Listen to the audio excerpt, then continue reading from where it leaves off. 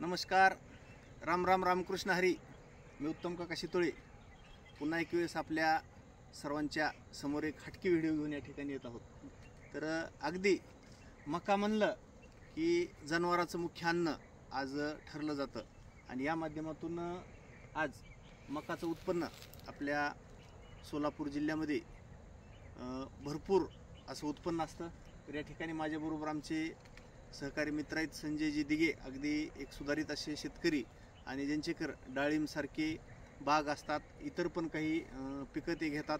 आणि या माध्यमातून या ठिकाणी आज 1 महिन्यापूर्वी याच मक्याचा व्हिडिओ आणि फोटो पण घेतलेले होते. ते फोटो आणि हे फोटो पण तुम्हाला टाकतो. तर बीज प्रक्रियापासून सीड केअर असेल, आमचं ॲग्रो ग्रोथ बूस्टर असेल, ॲग्रो ॲक्टिवेटर असेल आणि त्याचबरोबर ग्रॅन्युअल खताची बॅग पण असेल, आज यांनी वापरलेला आहे. दिघे सर, एक आपल्याला हा सत्य अनुभव की मक्याला बीज प्रक्रियेपासून आतापर्यंत आपल्याला याचा एक लगबग इतर वेळेपेक्षा यावेळेस खर्च किती कमी आला आणि याचा काय फायदा नेमका आपल्याला म्हणजे झाला, ह्या जी आपली ॲग्रो किट जी आपण वापरली IMCची, याचा फायदा नक्कीच सांगा. सुरुवातीला ही शेत तयार झाल्यानंतर, पेरणी योग्य झाल्यानंतर बियाणं आणल्यानंतर आपलं सीड केअर बियाण्याला चोळलं. बियाण्याला चोळल्यामुळं काय झालं की सगळे उगवण एकसारखी झाली. बरं. आणि त्याला खारोटी, बोरडी, हुमणी आणि वाळवी म्हणजे उगवण क्षमता 100% झाली. उगवण क्षमता 100% एकसारखी झाली. आणि त्याला जी काही समजा हुमणी लागणार आहे, खारोटी लागणार आहे, त्याने अजिबातच उकरलेली नाही, कुठंच उकरलेली दिसत नाही. आणि आता जवळजवळ ही तुरा टाकायला आलेली आहे. बरं. तुरा टाकायला आलेले आहे. अजूनही कीटकनाशकाचा स्प्रे झालेला, कीटकनाशकाचा कसलाही स्प्रे झालेला नाही. पूर्ण हे हर्बल मधले प्रोडक्ट आपले ज्या वेळेला सुरुवातीला सीड केअर वापरलं बीज प्रक्रियेसाठी. आणि उगवून आल्यानंतर एक गुडघे एवढे आल्यानंतर हे ॲग्रो ॲक्टिवेटर आणि ॲग्रो बूस्टर याचा स्प्रे केला. आणि तणनाशक मारल्यानंतर हे ग्रॅन्युअल, हे जवळजवळ एक 1.5 एकर क्षेत्र आहे. 1.5 एकराला 2 बॅग आहे ग्रॅन्युअल एवढं टाकले. 2च बॅगा टाकले. रासायनिक खत म्हणून अजून टाकलेलं नाही. ह्याच्यामुळे काय तुम्हाला असा फायदा, इतर वेळेसचे मकाचं पीक आणि ह्या वेळेसचं मकाचं पीक, ह्याच्यामध्ये काय तुम्हाला असा फायदा झाल्यासारखं वाटायला?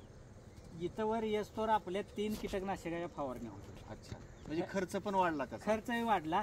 आणि अशी ताटाची जाडी, त्याच्यातून ताटाची जाडी पण आपली वाढली असं तुमचं म्हणणं आहे? ताटाची जाडी वाढली. उंची बी अजूनही 1-2 फूट वाढणार आहे. आणखी 2 फूट जाईल वर, आणखीन 2 फूट तर जाणार आहे. आणि जवळजवळ ही जनावराला चारा होऊन मला उत्पन्न चांगलं मिळणार आहे. ह्याच्यातून ही 100% खात्री आहे. म्हणजे ह्याचा आपल्याला मक्याला पण खूप मोठा म्हणजे फायदा झाला समाधानकारक. आणि केमिकलचं कसलंही, कारण आपलं जे उद्दिष्ट आहे विषमुक्त शेती, तर हे नक्की तुम्ही अवलंबलेलं आहे. आता जर ह्याच्यावर आपण केमिकल कीटकनाशक वगैरे मारली तर हे काय जनावर म्हैस खाणार आहे. त्या म्हशीच्या दुधातनं आपल्या शरीरात जाणार आहे आणि कॅन्सरचा प्रादुर्भाव त्याच्यामुळे खूप मोठ्या प्रमाणात वाढायला लागलेला आहे. तर अतिशय महत्वाचंही, कारण या काळ्याला विषमुक्त करणं आपलं खरंच काळाची गरज आहे. आणि म्हणूनसाठी आज कमी खर्चामध्ये भरघोस उत्पन्न, जिथं कमी तिथं 100% उत्पन्न वाढवून देण्याची हमी, असं हा आमचा एक ध्येय आणि धोरण आहे. या माध्यमातून IMC ॲग्रो किट आज आमच्या दिघे सरांनी गहू असेल, मका असेल, हरभरा असेल, डाळिंब असेल, अशा वेगवेगळ्या पिकांवर हे वापरत आहेत. आणि त्यांचं समोरच आपल्याला उत्पन्न आज दिसत आहे. या ठिकाणी कसलंही केमिकल वापरलेलं नाही, कुठलाही रासायनिक खत वापरलेलं नाही. तर माझ्या शेतकरी बळीराजांनो, तुम्हाला खरोखर एक विनंती आहे, आपल्या काळ्याला विषमुक्त केल्याशिवाय पर्याय नाही. कमी खर्चात उत्पन्न भरघोस तुम्हाला 100% मिळणार आहे. आणि या माध्यमातून हे आपण प्रत्येकानं वापरावं, हीच आमची एक तुम्हाला एक कळकळीची विनंती आहे. धन्यवाद. Good IMC.